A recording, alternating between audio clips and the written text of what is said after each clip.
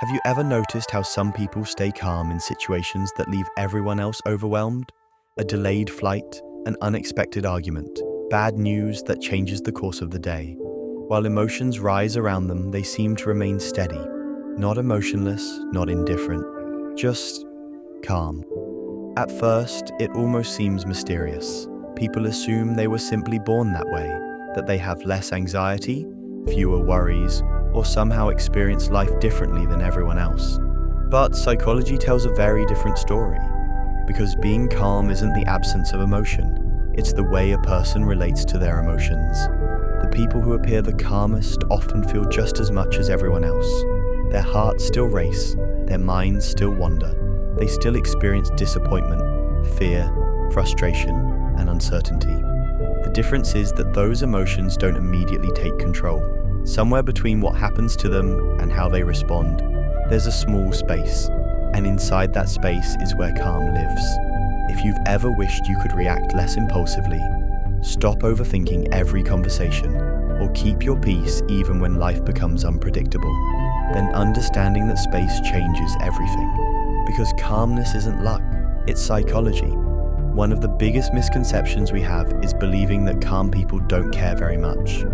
We mistake their silence for indifference, their patience for emotional distance, their steady voice for a lack of passion. But often, the opposite is true. Many calm people care deeply. They've simply learned that reacting immediately isn't always the same as responding wisely. Think about the last time someone criticized you unexpectedly, before you even had time to think. Your body probably reacted first. Your chest tightened. Your stomach dropped. Your mind rushed to defend itself. Maybe you replayed the conversation for hours afterward. That reaction wasn't a personal weakness. It was your nervous system doing exactly what it evolved to do. Our brains are constantly scanning for threats. Thousands of years ago, those threats were physical. Today, they're often emotional. Rejection, embarrassment, failure, uncertainty. To the brain, these experiences can trigger many of the same survival systems that once protected us from danger.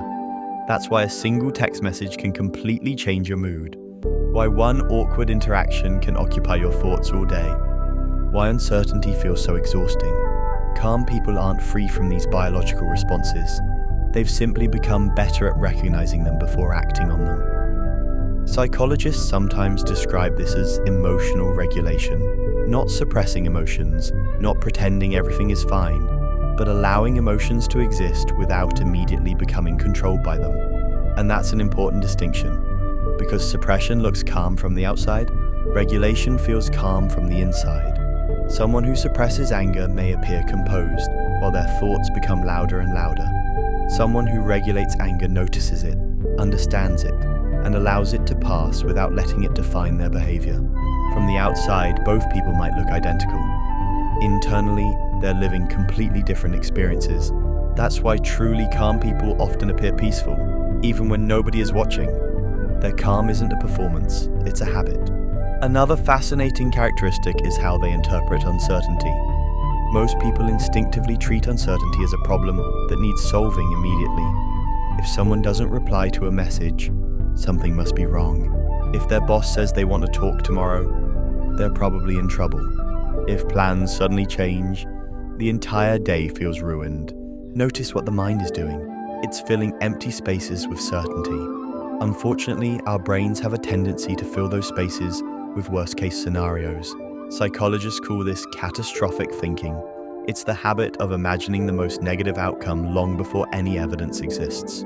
The mind believes it's preparing you. In reality, it's often exhausting you. People who stay calm don't necessarily have more information. They simply become more comfortable admitting when they don't have enough information yet.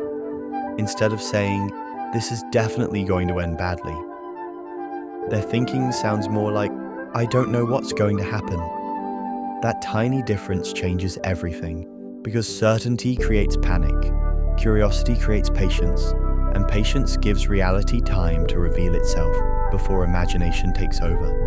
There's also something surprisingly quiet happening beneath their thoughts. They've stopped believing every thought their mind produces. Most of us experience our thoughts as facts. I'll never succeed. They're judging me. I'm not good enough. Without realizing it, we begin living as though these passing mental events accurately describe reality. But calm people often develop a different relationship with their own minds. Instead of saying, "This thought must be true," they unconsciously ask, "Is this thought helpful?" That single question creates distance. Psychologists refer to this ability as cognitive diffusion, the capacity to observe thoughts without immediately becoming entangled in them. Imagine standing beside a river. Every thought is like a leaf floating downstream. Most people jump into the water and chase every single leaf. Calm people stay on the shore. They still notice every thought. They simply don't follow all of them. That doesn't mean negative thoughts disappear. It means they stop becoming commands. And over time, this changes the emotional experience of everyday life. Because many of our strongest emotions aren't created by events themselves. They're created by the stories we tell ourselves about those events. Two people can experience the exact same setback. One sees failure, the other sees feedback. One sees rejection, the other sees redirection. The event hasn't changed, only the interpretation has. This idea has been at the center of psychological research for decades. Our emotional lives aren't shaped only by what happens to us. They're shaped by the meaning our minds assign to those experiences. That's why two siblings can grow up in the same household, yet carry completely different emotional memories. Why two co-workers can receive the same criticism and leave the meeting feeling entirely different. Reality matters, but interpretation often matters just as much. Another reason calm people seem so grounded is because they spend less energy trying to control things that were never fully under their control in the first place. Think about how much of life exists outside your influence. The weather, traffic, other people's opinions, the economy, unexpected illness, past mistakes, the choices someone else makes. Yet these are often the very things we spend the most time worrying about. It's an exhausting way to live, because every ounce of energy invested in uncontrollable situations leaves less energy for the things that actually belong to us. Our attitude, our attention, our next decision, our response. Calm people slowly shift their focus toward that smaller circle, not because they ignore reality, because they've learned where their energy creates the greatest difference. And strangely enough, this often makes them appear stronger than they actually feel. Because strength isn't always the absence of struggle. Sometimes it's simply knowing where to place your attention. There's another habit that often goes unnoticed. Calm people usually don't rush to fill silence. Have you ever been in a conversation where a few seconds of quiet felt unbearably uncomfortable? Someone immediately changes the subject, makes a joke, checks their phone, says something, anything to escape the silence. But calm people often allow silence to exist, and that tells us something interesting. Silence only feels threatening when we believe something must always be happening. Yet some of life's clearest moments arrive only after the noise settles. The same is true inside the mind. Many people become uncomfortable the moment life slows down. Without distractions, old worries return. Unanswered questions become louder. Emotions that were hidden beneath constant busyness finally ask to be acknowledged. For some people, this feels overwhelming. For calm people, it becomes information. Instead of running from discomfort, they become curious about it. What is this feeling trying to tell me? Why did that affect me so much? What do I actually need right now? Those questions don't eliminate difficult emotions overnight, but they transform them from enemies into teachers. And perhaps that's one of the biggest psychological differences of all. Calm people don't spend their entire lives trying to avoid discomfort. They spend their lives becoming better at moving through it, because the goal was never to build a life without stress. It was to build a mind that could carry stress without breaking beneath its weight. Another quality you'll often notice is that calm people don't measure their worth by the emotions of other people. Most of us do it without realizing. Someone seems distant and we immediately wonder if we've done something wrong.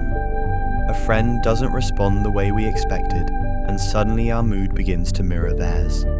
We absorb other people's emotional states as though they're our responsibility to fix.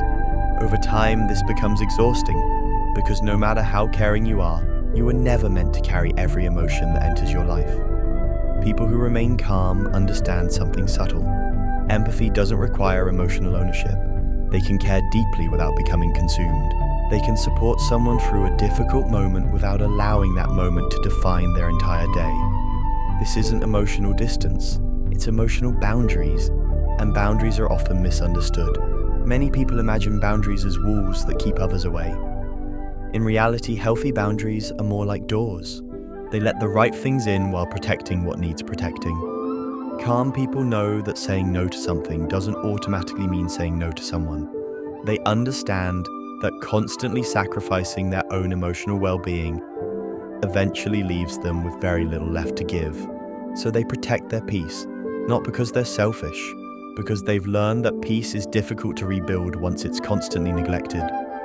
There's another fascinating psychological pattern. Calm people rarely feel the need to win every disagreement. Think about how many conversations quietly become competitions.